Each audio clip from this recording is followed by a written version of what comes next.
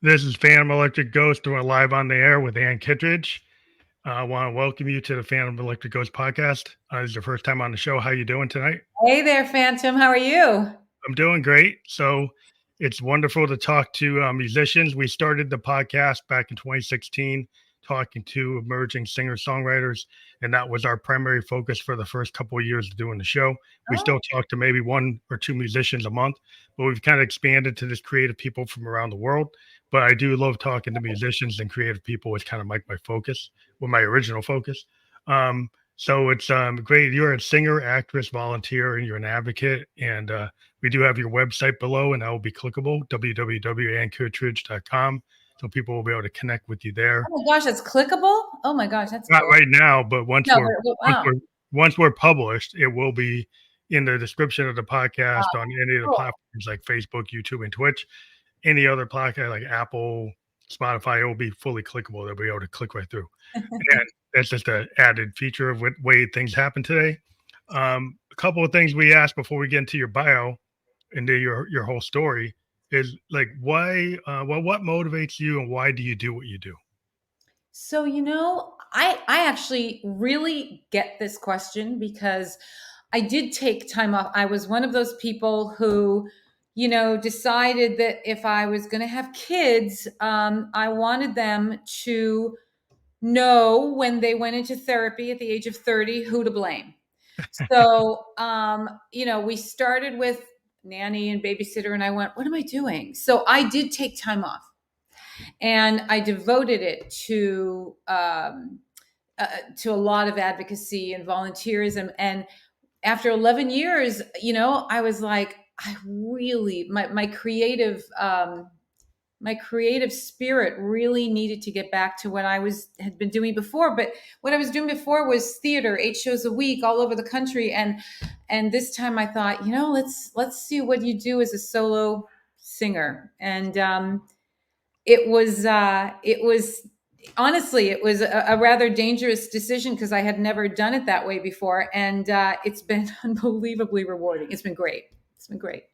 What made you want to be creative at the beginning? Like when before you had your children, like the what made you want to be a creative? Because that's always I always like to ask, authors, painters, musicians, poets, is like what made you want to be creative? What made you feel you could be creative? So when I was really young, I mean, we're talking young, and in school we'd have a choir, or a chorus, and I was always invited, and I always said no. Hmm. Always said no. I was too shy, and so and then my dad. I don't know how these people around me knew that I had talent because I didn't. And my dad would take me to auditions, and I'd audition, and then I'd refuse to do the show. It was like this ridiculous, struggle I had.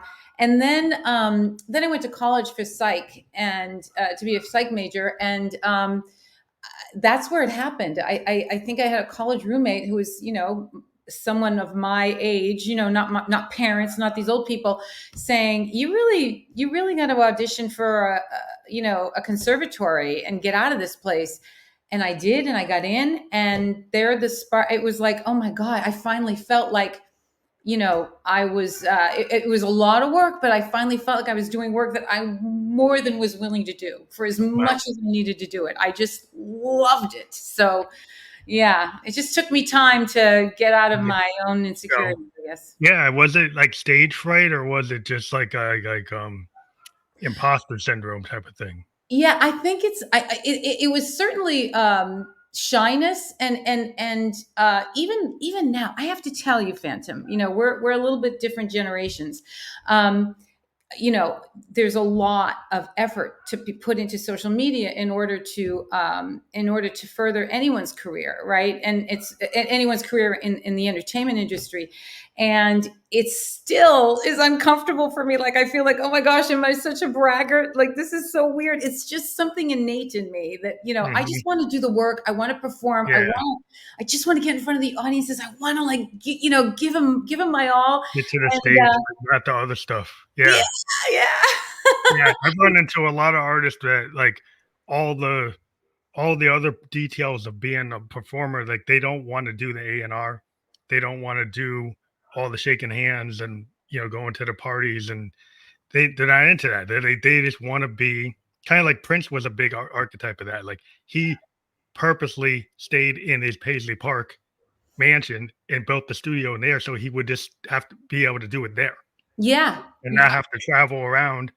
And that a lot of people say, well, "Well, don't you want to get out?" They're like, no. He just wanted to do the work. Yeah, well, when the pandemic hit, I mean, I can't even tell you how comfortable I was. But but even during the pandemic, it was another moment where I went, no, this is really, it's really in my soul, because I had to find a way to be creative, but it not be about me. Like I couldn't just go on YouTube and start singing because I thought, oh, that's like so. It wasn't. Yeah. So what I ended up doing was I started. I got it attached to this new software program called Jam Kazam. It's an online program that allows artists from all over the world, I'm telling you, all over the world, from their homes with no latency issues, to be able to perform, to be able to rehearse. I was looking for something like that for years. I got to check that out. You have to. As a matter of fact, after I get off with you, I have a rehearsal on Jam Kazam. But the point is, that's what I did during the pandemic. I did these episodes to show. I would invite someone from Belgium. I would invite someone from California.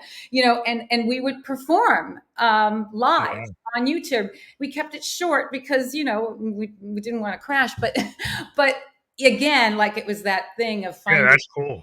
I've been doing live performance on Facebook, with my studio the way it is, because I'm a synthesist, so I got all my synthesizers behind me. Yeah. I'm kind of old. Yeah, I got Moogs. I might have Moogs and Rolands and modulars. And I'm an analog synthesist, but I play piano. Pianos and stuff. But it's just like that's kind of a rare thing to get. Everybody's in the box. Everybody's in the Pro Tools. Everybody's on their machine, clipping and sampling, and it's a different type of production.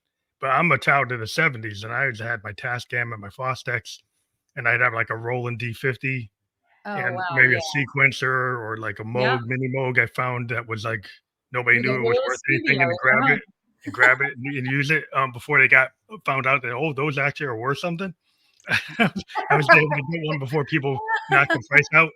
Because it was like it's like 79, 80 people were like, oh, we don't like that progressive rock stuff anymore, so the stuff was cheap. And so I was into it. I saw my child like MTV, and I see New Order and Joy Division, Duran Duran. I'm like, oh, what are they using? And I was looking, it's like, oh, they got a Roland D50, they got a Yamaha DX7, and I'm actually looking at what they are. What they're actually playing, and I was like, I want to get those. I want to get into that, and that's what I did. And I've been into it ever since. Wow, that is fantastic. But I just got the bug. You never know when you get that bug. It was like 17, 16. Yeah, and I've been in concert band playing like a clarinet. I said, well, clarinet's not a good writing instrument, so I need to learn piano and guitar. Clarinet. It's a good thing to learn how to read. Yeah. But it's like it wasn't like the writing instrument. Not that you couldn't write with it. I did. Right. But it's like, pianos and guitars are like writing instruments. So right. That's what I got into. You play guitar too? Just starting to. I'm just starting to get into it. But I've been a piano player. I can pretty much write all the parts, because on the piano you can write for the guitar. Right. But I want to play guitar. But I've been, you can hear it in some of my music. I've been experimenting. But very cool. It's interesting. You're pushing the envelope of your own artistry, which is what is so important for, that's what makes it interesting, right? Not if you're just doing what you can do, but you're pushing it. You're like taking a chance. That's what's exciting. Yeah. That's exciting. And audiences like that. Audiences love when something goes wrong. They happy accident. The happy accident. I can't tell you how many times in a recording studio I've had this plan, and then I don't do it in a certain take, and I'm like, I want to do another take, and my producer's like, that was great, and I said, it wasn't what I wanted, and he said, it doesn't matter that it wasn't what you wanted, it's what we got, and it's really interesting. And 2 months later, I agree with him, because I keep thinking what I was going to do. It's kind of like Neil Young used to roll the tape with his band with Crazy Horse, and then they go back and listen to it a couple months later and say, oh, there's the song. And that's like how they found like Tonight's the Night was just sitting on these tapes, and they're like, oh, it's not good enough, right? Because it was like they were just doing it where it was like, your voice could be shaky, things are not totally in tune, things are kind of a little off. But they went back and say, it actually sounds great being not perfect. Right. And he kind of became a purveyor with Crazy Horse of you can actually record something that's not perfect. Like he could go and do like Harvest or do stuff with Crosby, Stills and Nash and Young, and be kind of perfect pitch and try to do things like that. But then when he did the stuff with Crazy Horse, he's like, let's be a little loose. It was kind of like the Godfather of punk in terms of you have that punk aesthetic where you can be real. You can be not perfect. You can kind of just be in the moment. Well, you so hit on something, because it's something that my producer Paul Rolnick really believes in. That he doesn't believe that perfect is good, and did you watch The Marvelous Miss Maisel? Did you watch Yeah, that, yeah, Mrs. yeah, Maisel? yeah. I loved that show. And in the finale, in the background is Barbara Streisand. They used a Barbara Streisand recording. Now, Barbara Streisand, whether you like her or not, is a phenomenal singer. Oh, yeah. Phenomenal, right? Yeah. And so I was watching it, and I was, I couldn't help but be, listening to the wonderful Barbara Streisand, and she sings flat. In that recording that they played at the end of Mrs. Maisel, she's singing just a little flat here and there. And I thought, that's what they used to do. They didn't go for perfection. There was such artistry and there was such emotional connection that a flat note here and there, we can live with that, right? Yeah, there's something about that. That's yes, like right. Yes. and nowadays, like, there's a certain pressure for perfection. And that's why I love my producer so much, because he is not like he's it's so in the box. Because the problem is, like, you could go in a box, you can go into Pro Tools, you can go on these DAWs, and you can correct things. Yes. And that ends up wrecking things. To me, sometimes, like, if you go and do take 101, well, you could go back and look at like take 4, take 3, take 5. Like earlier takes usually are closer to your original artist intention. The further you get away, you start to destroy your original intention. Now it becomes something else, but it's not probably what you originally intended. So And you have to, like, do you really want to do that? I have a story that just happened related to that. So the person I'm going to be releasing a holiday EP next year, and so we've been doing recordings like over time, right?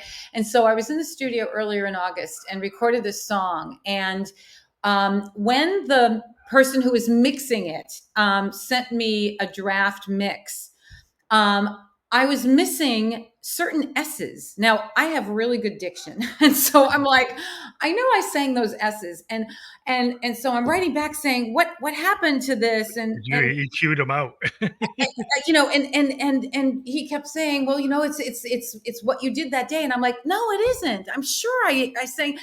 I was suffering over this for like 2 weeks. And then finally I wrote him back and I said, okay, we've got to settle this. I said, because I know I sang a beautiful S at the end of Kiss in this one place, and it's what happened to it. Come to find out, he had put a de-esser on the entire track. He chose to do it, right? And it extracted my S's to like too much. I was like, so he had to go back and put them back in. But I was like, I knew I wasn't losing my mind. But again, it was probably something that didn't need to be done, right? It was like, yeah, well, I think the problem is like all the post-production tools. Like, I got racks of stuff like that you can go in, post your original, putting it down, and you can start affecting the mix, right? And I've kind of gotten dangerous in my engineering, because I'm kind of a do-it-yourself kind of artist. I do all my stuff in terms of that's great. I just have all everything. You mix your stuff. Yeah, I mix it. I have all the stuff. I go do the post-production, but that's because I'm kind of a control freak and I know what I want. And are you going to be affected by the loss of finale? Are you one of those people who has to figure out how to? All my stuff is I have all like hardware stuff. I'm a hardware. Okay.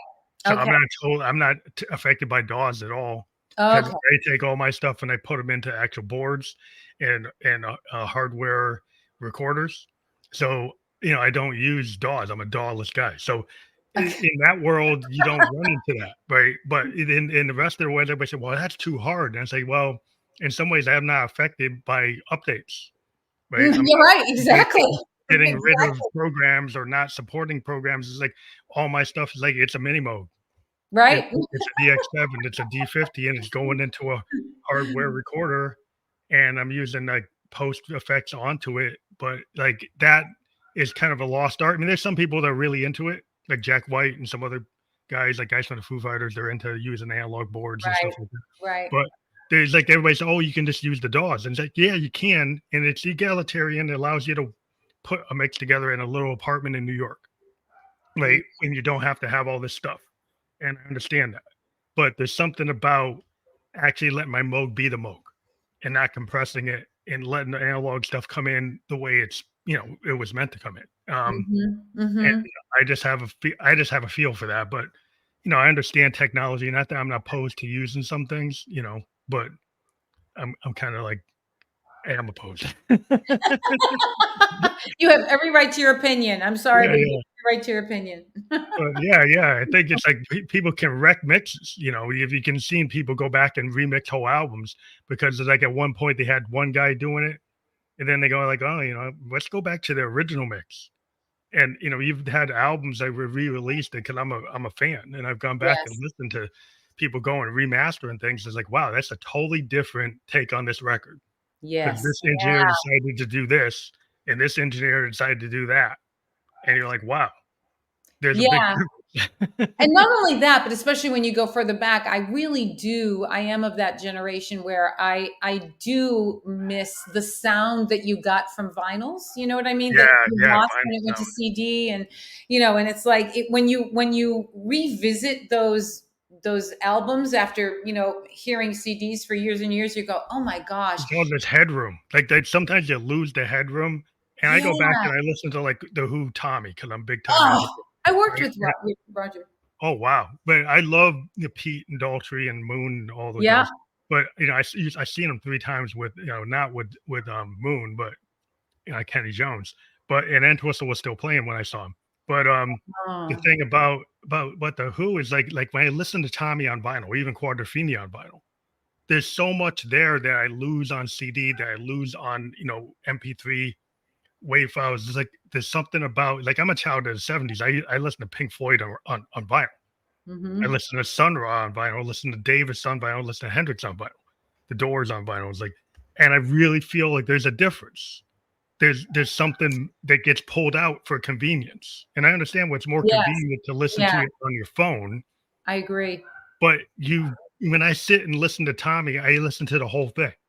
If Yep. I'm listening on the vinyl, I don't go and start picking and choosing like playlist land, It which I feels think more accessible, right? it It really feels more pulls out accessible. the meaning of the music if you only pick Yeah. certain things. You Listen, don't I have a little tip for you and for your viewers who any Roger Daltrey fans. Are you aware that he recorded a Christmas song oh, wow. called "God Bless Us Everyone" with the Harlem Boys Choir? Oh, I gotta find that. You got to find it. It's brilliant. I mean, it's brilliant, and I've always wondered why it didn't get a Like, you much, didn't push it? much, much larger. Yeah, it didn't get pushed that much. Well, because it's not Who. It's not what It's people no, think. it's not the Who, but it's fabulous. It's really special. So look it up. I do have some of his solo records, but I didn't know about that, so I need to look that up 'cause, Yeah, I love everything Dolce does because, like, his voice is just phenomenal. I always I, felt like, everybody's looking at Zeppelin, but I always loved The Who.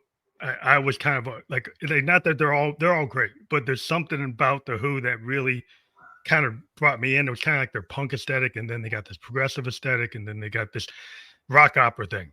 So they're yeah, punks, but they can do rock opera. I'm like, wow, that's it just blew my yeah. mind. Yeah. Do you ever get to come to New York, or I guess it's probably played around the country too, because they've done a Broadway version of the Who's Tommy. Yeah, I haven't been able to see that. I know Yeah. about it. Well, Yeah, I just want so this is my perspective. The Broadway version is a full cast, right? And it doesn't quite have the pizzazz of the rock musical of The yeah, Who. And when you think about the fact that those four guys did everything in The Who's Tommy to yeah. start, it's like, it blows your mind how incredibly talented they were. Yeah, the 4 guys that sounded so big, We only you needed know? 4 of them, but Yeah. on Broadway you need 20, but when, on a concert stage you just need those 4 Yeah, guys. they actually went to opera houses back in the '70s, late '60s, they did that. Yeah, I saw them at the Live at Leeds, the Isle of Wight, when they would go and play the electric, really hard version of it versus when they would do the opera house versions of it, but more acoustic. But it's just the fact that they could do it with all the extra, yeah, without all and then they went yeah, later and they did a quadrophenia with a lot of a big backing band. But I kind of preferred the '70s, '74, '75 version of quadrophenia when it was just Moon in them. It was like there's something about the immediacy of just the 4 of them doing it. yeah, Um, agreed. that it just felt pure. I felt like that's what I like is like kind of you don't have to have everything sometimes to do everything. Well, I worked with Roger during a period when I think he and the Who were on a break because they were often right. They went on their breaks like they were Yeah, driving each other survive. crazy. Yeah, to survive, so Um, you don't break up like the Beatles. yeah, and he was. It was actually a theatrical production. He was Scrooge in Alan Menken and Lynn Aron's musical Oh, of I think I heard about that. Christmas Yeah. Carol.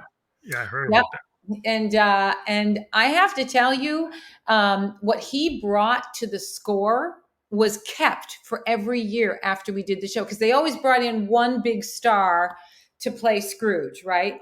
And but he was the first. He was the first person who took over the role who was primarily a singer, like just Hmm. Yeah, that's what he was. indulged. More than an actor. Yeah. And he I can't even tell you how much soul and heart he brought to the score. And I continued to do the show for seasons after that, and they just kept it. And I was like, Yeah. that is cool when the man's just here for just one season, but man, he just It's like changed it. you made the role. He Well, did. that's so when you're doing like I know you're doing music now, and we'll talk about your new record, but when you're doing that stage stuff, I've always been really I think it influences a lot because if you think like a Freddie Mercury, think about Mhm. David Bowie, they used a lot of theater in their Yeah. presentation as like pop star rock stars. Hmm. Even Jagger does like this theater thing. He Oh kind of yeah. yeah, it's like an act. You learn that you have to kind of create this other you on the stage that has this presence that's not the same as the regular person. It's like becomes this other thing. And like I wanted you to kind of talk about like when you're in that stage self, how does that feel?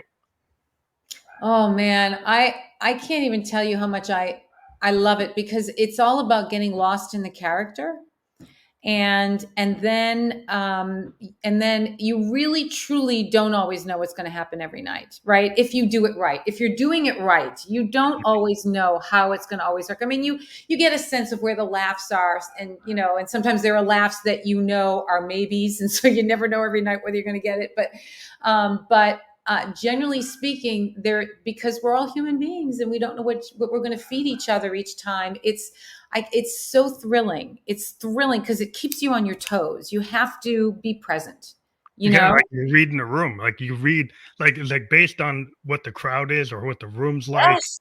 or Oh what my the gosh. cast is like. It's like I tell people, like you're playing in a jazz fusion group or a punk group or whatever group, and you get into that room, the ballroom, and it's got this energy. Then that show is reflecting the energy of that crowd in that room. Like so, you go into a certain place and it has a certain type of energy. Like that show becomes it's coming from both sides. It's coming from the crowd. It's coming from you. It's coming from the all sides, the band, everything. Yeah, and I think sometimes I've heard this so many times where people say, be careful about going to a matinee because they're going to be pacing themselves. They're going to be pacing themselves because they have 2 shows and all this Oh, sort a of stuff. bunch of other shows to do. And So I think that's literally impossible to do because the minute you're out there, even if you're not feeling well, it's the adrenaline, it's the yeah, storytelling, it's the audience that it's literally impossible to pace yourself. You just kind of have to give it you're your not gonna all. hold back. You're not. Yeah, the idea that you're gonna hold back, It's like crazy. yeah, most of the musicians I know they don't really hold back. They kind of get No. in the zone. Like Hmm. you get out there and you're in a zone, and if somebody shows you a videotape of what you were doing, it's like you didn't know that you even did it, right? Yeah. And so you're like, I didn't know I did that. I just got caught up in it, right? I got caught up in Like I didn't know I was going to go this direction. You know, I didn't know I was going to pull something in my subconscious. I pull in something from another song, right? I pull in something from like a Miles Davis song or Yeah. like a Sun Ra song, and I pulled it in. I didn't know I was going to do it, but it was like it was in the back. It was in my subconscious, and it just comes out. It's Yeah. like not that I had to plan to do it. It just felt like the right thing to do at that moment. So I Hmm. just did it. I go And with it. that's what makes it so exciting. It's Yeah, I mean, that's why you wanna be an artist. To me, it's like, I get kind of caught up when I see a band and they got their backing tracks and they're staying, like, so tight to the original master. I'm like, Yeah. "Why would you do that to yourself? Isn't the fun of playing your song to interpret it the way you feel like it?" Like Frank Zappa used to say, like, "I could play the same solo the way I wrote, but I'm not gonna do that because it's not fun for me." He would purposely say, not that I couldn't do it because I can. I just don't wanna do Well, it. and I have to tell you that there are singers who are very uncomfortable working with musicians who uh, don't repeat themselves every time, and I am not like that. Like there's a recording on my first album, Reimagine. It's called "A Sweet Mystery of Life," which you probably heard of as a joke by Madeline Kahn and whatever. And we created it into a folk song, and I do it with this unbelievable world class guitarist Sean Harkness. And I do remember someone saying to me before Sean and I started working together, be careful, he doesn't usually repeat himself. And I said, well, that's fine with me. I mean, I I don't need him to repeat himself. I don't want him. I mean, I want us to be together. I want us to be playing off Yeah, of each other, and that's and so interesting. Because like it seems like today people, I don't know, some of the young people kind of expect it.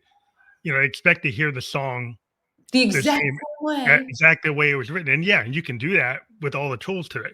Like I could go out there with like a CDJ kind of run DJ in my mix, or having all my sequencers tied to the original master and just muting and unmuting backing tracks. And you can stay on the song. It's like, yeah, I know how to read. I could stay on the song, but it's boring to me Yeah, to stay in the confines of what the original master is. Why would I do that? Like, right. why wouldn't I go and make it so, and like the guys like Eddie Vedder, like people go see Pearl Jam 3, 4 nights in a row because he'll change the lyrics up. And Right. Dylan used to do that. Back in the 70s, he had different versions of Tangled Up in Blue and Idiot Wind, different variations with different sets of lyrics. And I've heard him in my kind of a big Dylan fan, but he would constantly like rework the lyrics Oh yeah. and change it. And people would go to see kind of like the Grateful Dead. It's like, oh, when he's playing with the band and stuff, it's like Dylan's like changing these songs. And the fans who are diehard Dylan fans are like, they love that. Yeah. But I don't know if kids would be into that today. Somebody changing the lyrics. Right. Right. Yeah, I mean, and even in the just even in the whole concept of covering songs, someone said to me recently, oh, I understand this idea that if you're going to sing a cover, that you need to make it your own. And I was like, I've heard that too. I said, but I don't look at it that way. I said, because that sounds like you're manipulating, like you're deciding beforehand that you're going to change it up. And Mhm. I said, I don't really know. I don't really know. I mean, it has to be organic in order to, I think, really speak to an audience. I mean, it may show that you're clever, but it doesn't really serve the song, right? Yeah, yeah. And so when I'm looking to sing a song that's already been written and recorded by someone else, I don't choose the song and then say, how am I going to change it? I just listen to music and I see if there's something that I think I can offer differently. You And can then bring I something. go, Yeah, oh, this, I can bring this to this song, and it is a nuanced but very different way of looking at it, right? Uh, yeah. There's always like, you think about, like, I always tell people, like, you listen, Stevie Ray Vaughan covered Voodoo Child by Hendrix, and his famous performance of it, him doing it. He does the song and it sounds like it's the same, but it's not. It's like it's a Texas bluesman interpretation. It sounds really close ah, to what the original Hendrix song is, but it's different. It's like Stevie's approach. He's true to Hendrix's like song, but he has his own Texas blues stamp on it, and Mm-hmm. so both of them are equally great. There's one guy. I mean, Hendrix wrote it, but Stevie interpreted it. Right. And he loved he idolizes Hendrix. He wasn't trying to like blow Hendrix out of the water. He just did Right. it his way, and both of them stand up because like Right. that's how I think when you look at music, that's how it is. Like they can both exist in the same place. Yeah, that's what that's well, let's put it this way. At least I think the audience deserves that, because if you're just going to sing a song the way the original person did it, what's the point? I literally don't see the point. I feel like you do have to decide, do you have anything more to add to this story that this Mhm. person wrote? And if you don't, move on and find something else that you can add to the story. But when you're writing, when you're putting together your projects, it's like, is it like you like to do covers and you like to do originals? Like, what's your I like? like Can to you do put anything. together EPs or singles or Yeah. albums? So my current album, Reimagine, has two new songs, two brand new songs on it. One is kind of a country song, and the other one is it's a very storytelling song written by uh, Tony winners Lynn Ahrens and Steve Flaherty. They wrote "Ragtime," "Once on This Island," Hmm. stuff like that. And but then I also have covers. So you mentioned Dylan. When I was putting together the album, I was desperate to find a song that I felt could become a love song to music itself. Mm. Because I was trying to expand the idea of what romance is. It isn't just between two people, or three people or whatever. I feel like there's romance in a garden. I think there's romance in a Yeah. sunset, and all these different things. And so I was like, and so one of my things was, if I'm doing an album about romantic notions, where can I find that love song to music? And I think I found it in Mr. Tambourine Man. Oh wow. I love And that song. I would love your audience to check it out. It's everywhere. It's wherever I'll have to you check it get out. your music. But it's doing really well. I mean, it was, I think, number one on adult contemporary on the radio last week, and it's doing pretty well. But I have to tell you, I'm so proud of it, because um, it, it was we did it with such reverence to loving Dylan. Yeah. Um, Hmm. but What made you pick that song? Why did you pick that one? because when you read the lyric, there is more to it than what people think. First of all, Mm. the Byrds only did one verse, right? Yeah. And then he wrote four verses. And Judy Collins, who I love, she does three verses. Dylan usually does three verses too, even though he wrote four. He usually only does three of them. And when you read the lyric, I just felt like I was seeing something. And then I did more research, only to come to find out that Dylan was not in a drug induced stupor when he wrote this song, because a lot of people think, because it's so, it's, Yeah. Kind the of lyrics are kind of esoteric. Middle West. Yeah. Right. But he actually wrote, this is my understanding, it was kind of a conflagration of two things. He literally had a musician who had a tambourine about the size of a car wheel Wow. that That's he used to do recordings with back in the day. Like, this is and this guy, I my research, I've read about him. He says, yes, this song is about me. No one believes it, but this song's about me. it was Dylan about that guy. Dylan has said the same thing. Dylan has said, I wrote this, but it was also in relationship to an evening that Dylan himself spent in New Orleans. Mm. And I guess it was just this phenomenal musical evening. And he found himself, this is again, I can't talk for Dylan, but these are the things that I've read. Dylan very specifically says it's about this guy. And then I read about this New Orleans thing. And so I'm like, it's like a conflagration where he's talking about what it was like, what it was like for him, this music that he just experienced. And so I was like, this is a love song to music. That's what I think. I think it's a love song to music. Well, I love Dylan because his storytelling like ability and his ability to create like people either love or hate his voice, but he has many voices. There was a period when he was sounding like Arlo Guthrie. There was a period he was sounding like Woody. Then he got Yeah. this nasal thing, and then he actually was singing with Johnny Cash in that album. The Nashville, when he did Nashville Skyline, he never sings like that again. And so there are different periods where he does things with his voice, and the people would say, well, he doesn't have a lot of range, but within that voice, he has a lot of character. And he Exactly. has Oh, I character so agree. that he Well, uses. yeah. And going back to our earlier conversation about being shy and all these different things, I did you watch that documentary about the making of We Are the World? Oh yeah. Did you see that where they talked about Dylan and how insecure he was and how afraid he was? He was like not, he was feeling very intimidated. Dylan Yeah. was intimidated by being around all of this talent. Well, probably everyone in that room was going, oh my gosh, it's Dylan. It's Dylan. You know, Yeah. even Dylan, has that moment of insecurity. And, Well, Hendrix was super insecure. He used to put a blanket up. And when he was recording in his studio, he put a blanket on the window. So he oh, didn't want anybody seeing him. I mean, that's a story. And everybody thinks, well, he's like so great at guitarist, but he was super insecure about his voice.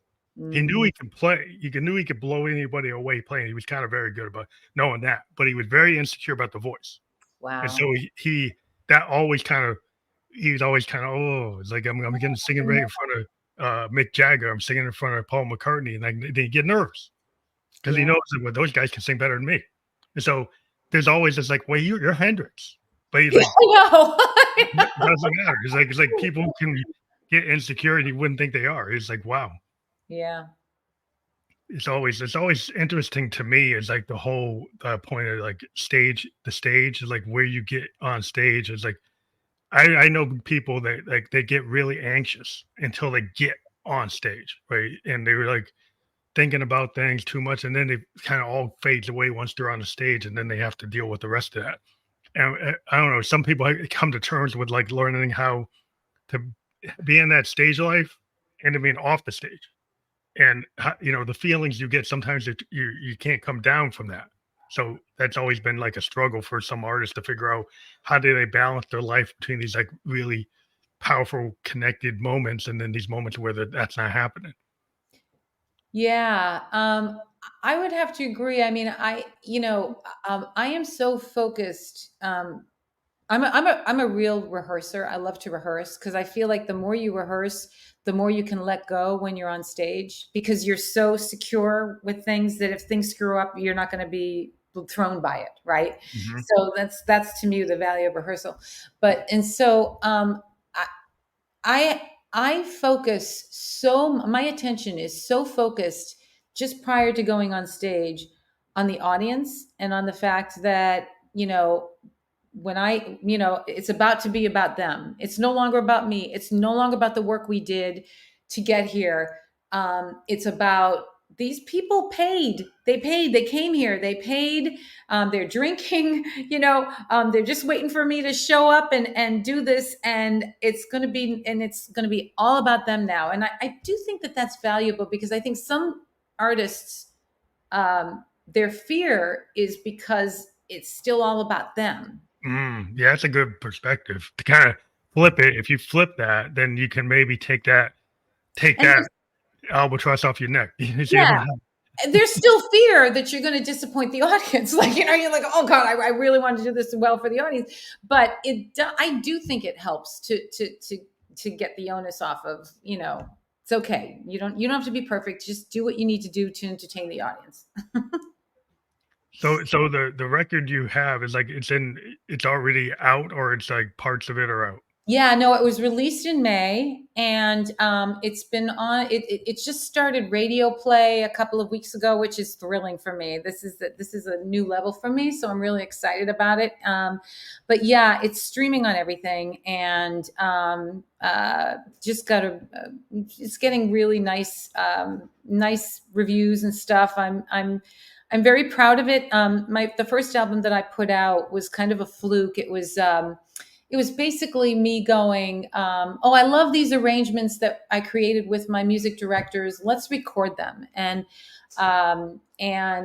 then I didn't know what to do with them. I just literally didn't. I just, and my producer, my current producer kind of vaguely knew me and went, we're going to do this. And it ended up winning awards. No Grammys, mind you, but it was winning the Lamont Friedman Award and all these different things. And I went, gee, what would it be like if I actually purposely create Right. like it actually has a beginning, a middle, and an end? Yeah, And like an album. Like that, yeah, that's like yeah. it actually like, and that's what this one is. And so, in many ways, like the first one was just shocking to me. I was felt like I was on a ride. I was on a ride and I didn't have control of the steering wheel. Was it like an intentional album? It kind of Yeah, like yeah. And this one, and so in many ways, I own it more because it really reflects, a creative process from the seed. You you had know, a vision. You had a vision for it then. yeah, and just even as a small little aside, people say, oh, it doesn't matter what the reviews say. The reviews do matter for someone like me. It does because it helps me. It helps me to. Encourages you to keep going, right? And Yeah. I knew that there was a review coming out. I didn't know when it was going to come out, and it was sent to me yesterday. It came out yesterday, and I can't even tell you what a nervous wreck I was pressing the button. I was like, "Am I going to really read this? Is this going to help me? Is this going to be?" And it was a great review, and it I was speaking to someone on my creative team, and I said, it just, validates, Yeah. people. Validation is always good. Like if you get people to give you those heartfelt, reviews, it makes you feel like, well, I know why I'm doing this. And you do it even if you get panned, people will keep on going. Right, Um, right. but and then Dylan, he famously got panned when he went electric. And he's like, well, they call him a Judas. And he said, well, I don't believe you. And he kept on going. Because Yeah, like at 66, people weren't ready. But by like 75, the same type of songs were filling up stadiums. So it's like sometimes it's not, your audience is not ready for what you're doing. And right. you just have to kind of, Dylan kind of always had this belief. I remember Yeah. like Robbie Robertson once said, like, why are we playing in front of people that are booing us? And Dylan said, but this is a great show. And like, it was like a quote where like Dylan told Robbie Robertson there was like a great show, and Robbie's like, the people throwing stuff at us. Robbie's That's like, fair. I don't get why Dylan thinks this is great, but it was because like Dylan felt like this was his vision, and he was gonna still go with it. For him to to finish these shows, it was like it's great, and it's like he had a different mindset. I'm like, wow, that's really Yeah, that's confidence. That's have great. to have that. Yeah. But so on future projects, are you still working on like Broadway type of work in addition to doing your music work now? Are you trying to integrate and maybe have both or Yeah. other TV or I, movie film? Yeah, I am interested in getting back to that because I love the community that happens in a cast, and I do miss that. I love the community that I create with my creative team, and that's really lovely. But we're not doing it 8 shows a week. I'm not seeing them every day. I don't get sick of them. You know what I mean? Like you do after you've been in a cast for a while. And there's something nice about being sick of people that you love them so much and you need a break. Yeah. And so I do miss that. And I am back in touch with my legit agents, and I have started auditioning for that. And but in the meantime, my focus has been recording. And I did a show at Birdland in New York City earlier this year, and someone was there, and they have an association with the Ritz-Carlton in Malaysia. Oh wow. That's And cool. they've invited me to come and do my show in Malaysia. Wow. So have you ever done outside the US? Have you ever gone to like, Tokyo or London or anything? London, yeah, but not Tokyo, nothing else, nowhere else. And I'm really excited about it. I mean, I'm really, really excited about it. And it's over the holiday season, so that'll Well, be a that's little cool. weird. That's a But, nice thing to do. I mean, I mean, I lived in Japan for a while. I lived in Tokyo. oh, you did? Yeah, for 2 years. But, it was like, Tokyo is just unbelievable. It's like Oh, the thing about Tokyo that really kinda I really got enamored with is, like, there's a certain sections of downtown Tokyo, different sections, where you had guys that were playing, like, Coltrane. You had guys that were playing, like, Sun Ra. You got guys that were doing hip hop. You got guys doing punk. They're doing, like, all the different forms of music, but they had, like, a Japanese interpretation of each one, but they were mhm, doing it. And mhm. being a musician, I was like, "Wow, these guys are, like, unbelievable." Like, they were interpreting these different forms, a lot of them American forms, and they were bringing some Japanese stuff into it, and I thought Wow. I was like, "This is really cool." And I was listening to these Japanese rock bands that were influenced by American rock bands, and I was listening to these jazz bands, and I'm like, and hip hop bands, and it was just so amazing, the artistry. And I was just caught up in even in the indigenous, like, Shinto culture stuff. I was totally in kabuki theater. I was just so drawn to the arts. There's just a lot of art going on, and I was just Why enamored. did you come back? I didn't want to come back. I was working on it with a company, and they ended after 2 years. But like I wanted to stay there like 5 years, but that wasn't their plan. Oh, how wonderful though that you had that. That's great. Yeah, I always tell people going, like, a lot of bands get surprised about the Japanese audiences, but sometimes the Japanese audience, the thing is, like, they don't give you a lot of feedback while you're playing, Uh-huh. and sometimes you don't know if you're hitting or not, and they kind of wait to the end, and then you're like, "Are these guys liking this or not?" Oh, I've been there. But they do like it because it's like they'll tell you after, but, like, when you're in the middle of it, you're like, "I'm not sure." Oh, that's great. Oh my gosh. Is that about, I don't know if I'm going to meet that in Malaysia. We'll see. Yeah, I don't know if it's different. I've never been there, so I don't know. Japan has its own vibe. Yeah. Yeah. But, yeah, it's just interesting a lot of things that you've done. It's like, are there any lessons learned of being an artist? Like 3 top lessons learned that you would tell any new artist that you learned over time, from being a singer or being in plays that you would think, kinda like, as a mentor, tell somebody, like, something that they take to Hi.